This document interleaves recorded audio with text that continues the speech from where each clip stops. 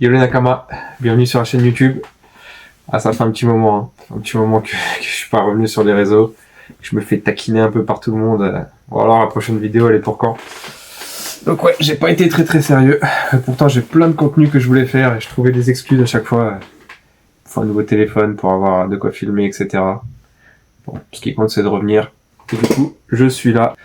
Aujourd'hui, je vais faire juste une petite vidéo explicative avec pas mal de questions qui m'ont été posées. Cette vidéo, ça fait un moment que je veux la faire.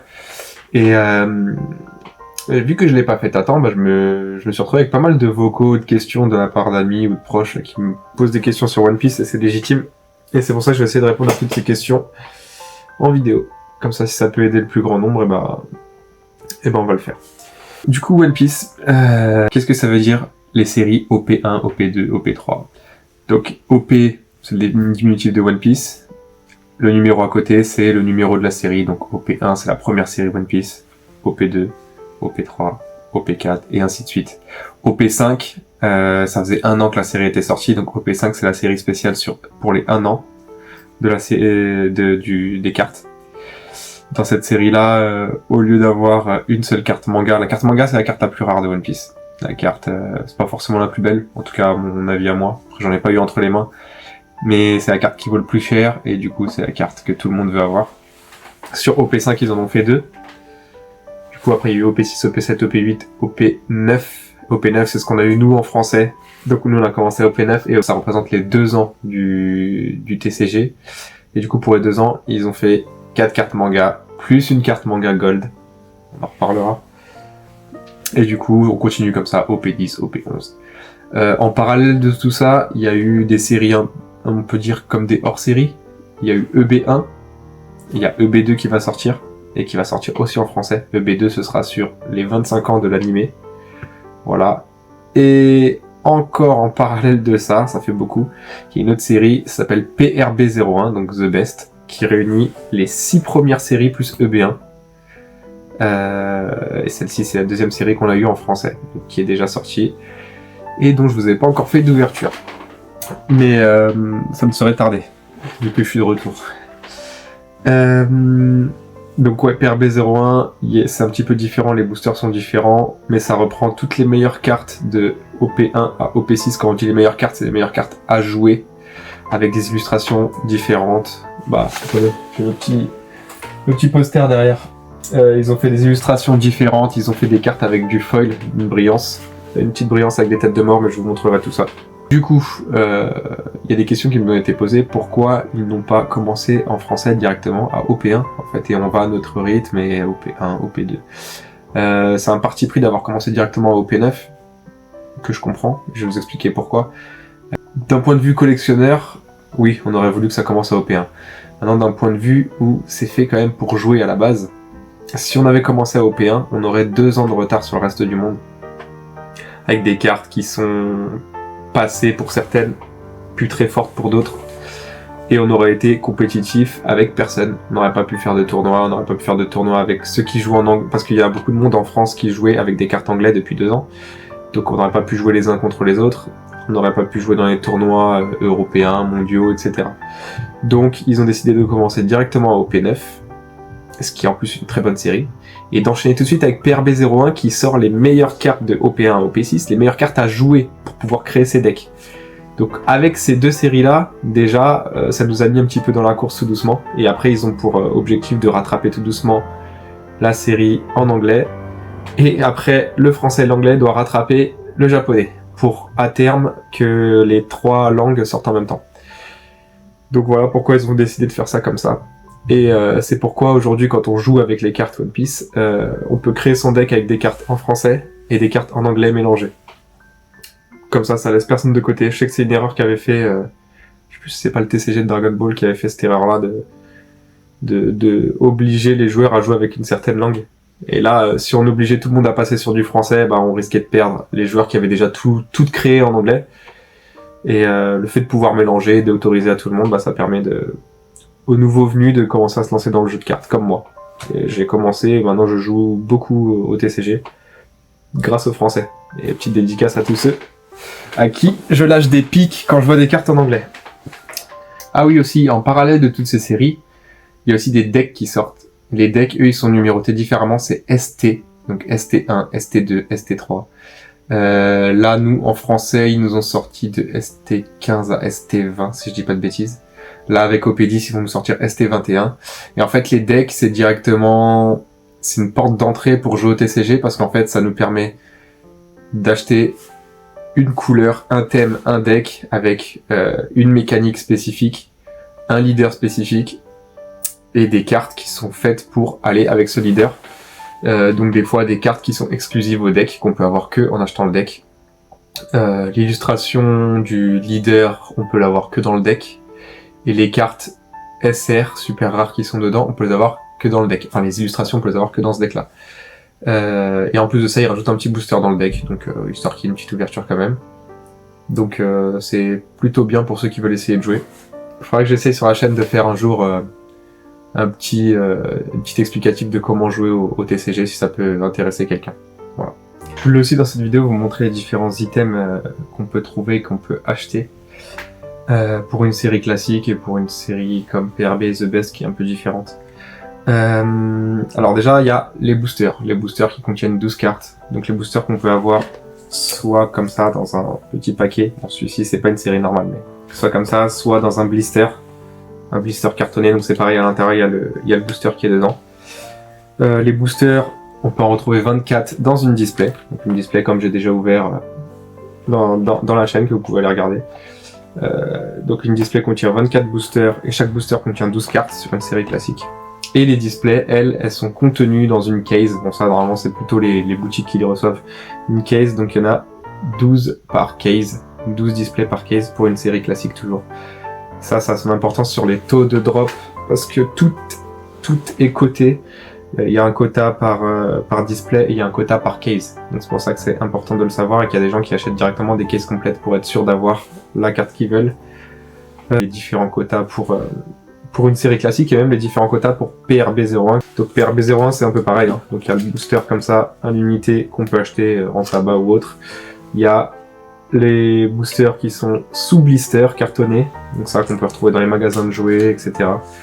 Et ensuite, les boosters, ils sont contenus dans une display comme celle-ci. Celle-ci d'ailleurs, faut que je l'ouvre en vidéo, qui vient de Derive Geek, la boutique Derive Geek. Sauf que là, la différence, il n'y a que 10 cartes par booster, mais avec des taux un petit peu différents, et il y a 20 boosters dans la display, donc il y en a moins. Et il n'y a que 10 displays dans la case. Donc tout est un petit peu différent, tout est un peu réduit, mais avec des plus grosses cartes, vous le verrez, on en reparlera. Je vais aussi vous montrer les différentes raretés qu'il y a dans les cartes et comment lire une carte. Allez, on va passer sur une autre vue. Bon, alors du coup, je vais vous apprendre à lire les différentes cartes avec les raretés, etc. Comment reconnaître une carte. Donc là il y a marqué OP09 en bas à droite ici, donc ça vient de la série OP09, c'est la carte numéro 71 et du coup le petit C veut dire commune, donc commune c'est les cartes les moins rares dans chaque série. Voilà. Donc même si c'est pas une carte rare, on voit qu'il y a quand même déjà des belles illustrations. Hop, ensuite on augmente un petit peu, donc là OP09 066 et UC Uncommon, donc c'est peu commune, donc c'est le niveau de rareté juste au-dessus, peu commune. Voilà. Ensuite, on monte un petit peu en rareté. On a les cartes rares. Donc là, on voit OP09, 031 et il y a un petit R pour rare. Et toutes les rares sont brillantes. Donc on voit déjà que les illustrations sont plus belles. Je vais vous en montrer une deuxième. J'en ai préparé une deuxième. On voit carrément les petits reflets avec la navigation, la carte, etc. Donc là, les cartes sont déjà un peu plus belles. Donc ça, c'est les cartes rares. Hop. Ensuite, juste au-dessus, on a les super rares. Donc là, les sous-sleeves, hein, mais super rares, pareil, un hybride de partout.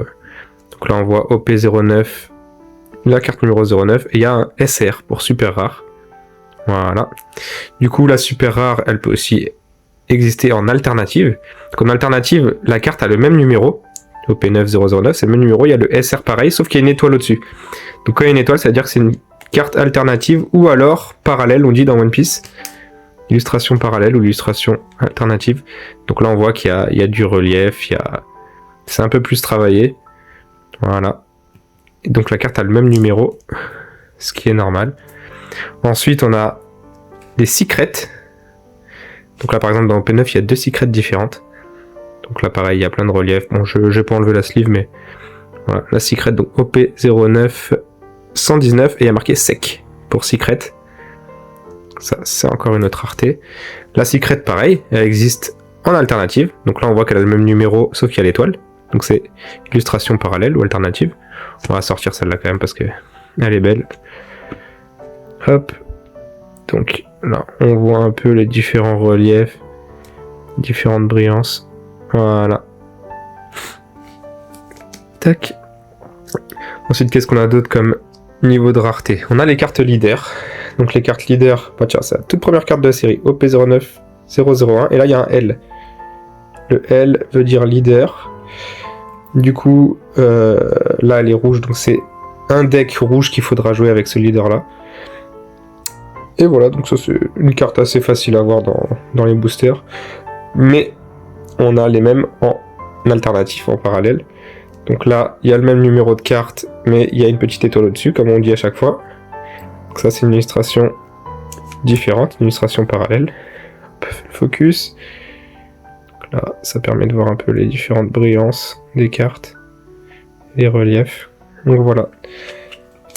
Donc pour le moment de ce que j'ai vu, il y a les cartes rares qui peuvent avoir une parallèle, les cartes super rares peuvent avoir une parallèle, les cartes secrètes peuvent avoir une parallèle, et les cartes leader peuvent avoir une parallèle. Donc ça fait 4 raretés qui peuvent avoir une carte parallèle. Ensuite on a des cartes qui sont un peu spéciales. Bah d'ailleurs c'est leur nom, c'est les cartes SP spéciales. Donc là on voit qu'elle a le même nom qu'une autre carte de la série, si ça veut bien faire le focus. 09004 SR, il y a la petite étoile, sauf qu'il y a un SP au-dessus de OP09. Ça c'est encore un autre type de rareté, c'est des cartes spéciales. Donc il y a soit des comme ça, soit il y en a certaines où c'est carrément une carte d'une ancienne série avec marqué SP et une illustration différente. Donc par exemple dans OP9 on peut avoir une carte de OP5 avec marqué SP dessus et il y a une illustration qui est différente. Bon. Ça c'est encore un autre type de rareté. Et on a les dons. Donc les dons, le dos n'est pas de la même couleur. Si on regarde les couleurs, bleu pour les cartes classiques, rouge pour les cartes leader, et blanc et vert pour les cartes dons. Les cartes dons, c'est un peu comme les cartes énergie. Voilà. Et celles-ci aussi, elles existent en version alternative où ils ont du relief. Et il y a même en gold qui existe. En gold, attendez, j'en ai une qui traîne là. Hop. Voilà, en gold. Et du coup, qu'est-ce qui manque? Il faut que je vous parle du coup des taux de drop. Tout ce qui est SR, on dit qu'il y en a à peu près une pour 3 boosters. Les secrets, c'est 8 par case. Donc on n'est pas obligé d'en avoir une dans une display. Les SP, les cartes spéciales, c'est 2 pour une case. Donc ça veut dire c'est une pour 6 displays. Qu'est-ce qu'il y a d'autre? Ah oui, il y a une rareté que je vous ai pas montré parce que j'en ai pas. C'est TR. Quand c'est marqué TR sur la carte, c'est la trésor rare. Et la carte trésor, en fait, c'est une carte exclusive à la série. Donc pour nous, sur OP9, je vais vous montrer l'illustration. C'est une Sanji. Voilà. Donc Sanji, il n'y a que nous, Français, qui pouvons la voir sur OP9. Les Anglais, eux, ils ont une carte de Zoro. Et nous, du coup, on a la carte de Sanji. Et Sanji, qui est français dans le manga. Donc c'est très très bien, je trouve, la petite référence pour nous, Français. D'ailleurs, la carte, elle est bleu, blanc, rouge un petit peu. Donc franchement, j'ai trouvé que l'image était belle. Donc ça, c'est les cartes TR. Qu'est-ce qu'il y a d'autre? Donc TR, il y en a une par case. Donc une pour 10 displays, ce qui est énorme. Ensuite, on a quoi d'autre?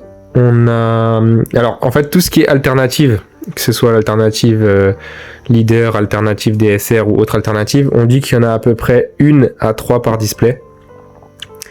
Donc, de toute façon, sur une display, il y a minimum 2 hits. Quand on parle de hits, c'est soit les alternatives, soit les secrets, soit les SP.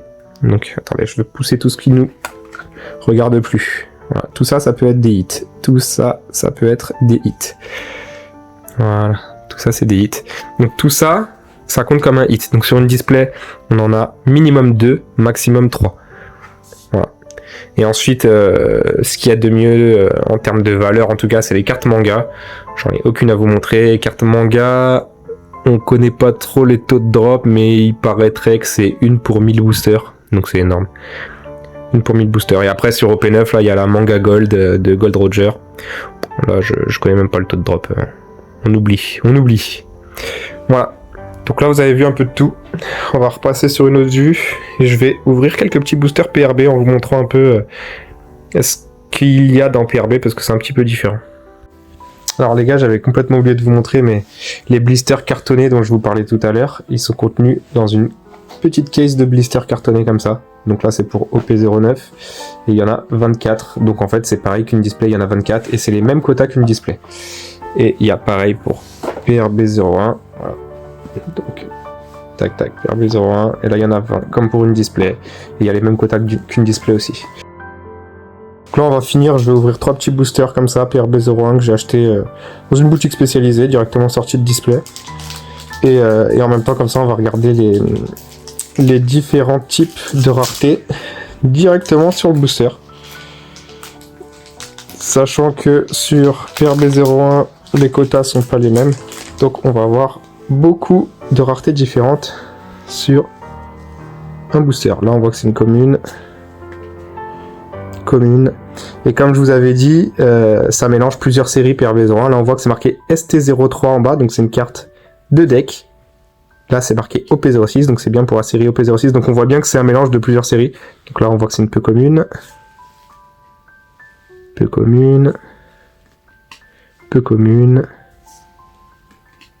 Là c'est une rare. Donc voilà, comme je disais, les rares, il y a du foil, ça brille. Une SR, donc c'est une super rare. Voilà, donc là c'est la super rare de OP01, donc vous voyez de la toute première série One Piece. Là, du coup, c'est une carte commune aussi, sauf que elle est en reverse. Comme je vous ai dit dans PRB01, les communes, peu communes et rares, elles y sont aussi en reverse, donc avec des petites têtes de mort brillantes comme ça. Donc il faut toutes les avoir dans les deux versions, quoi.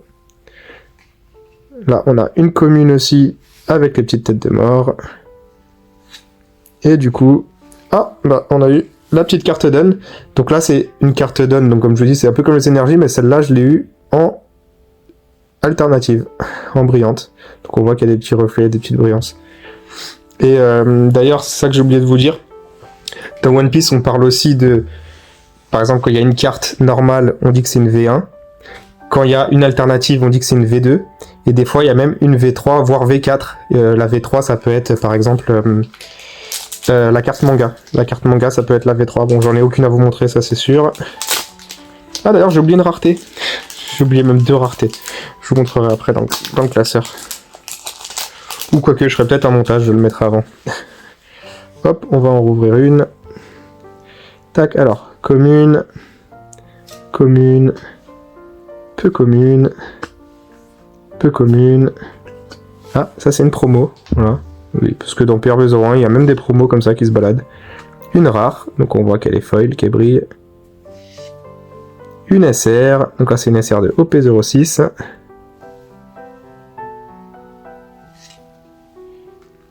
Une peu commune brillante, en reverse.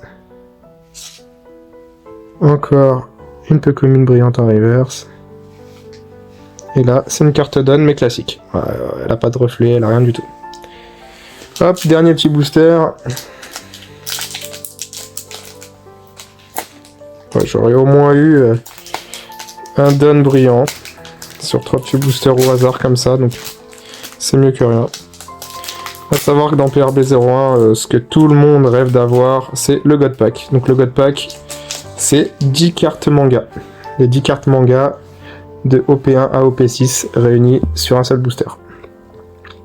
Carte commune. Commune de Hermep. Peu commune. Khalifa. Une carte rare de Marco. De OP02, donc avec la brillance. La SR de l'eau, donc de OP01, donc ça date un petit peu. Une commune en reverse avec les petites têtes de mort. ISO en reverse avec les petites têtes de mort. Et voilà, rien d'autre. Hop. Bon les gars, je vous dis à très vite. Je vais essayer de refaire une autre vidéo le plus rapidement possible. Je vais vous ouvrir une petite display, pas offrir. Vous avez entendu offrir. Vous ouvrir une petite display PRB01 au complet. On va voir ce qu'on arrive à choper. Allez, ciao.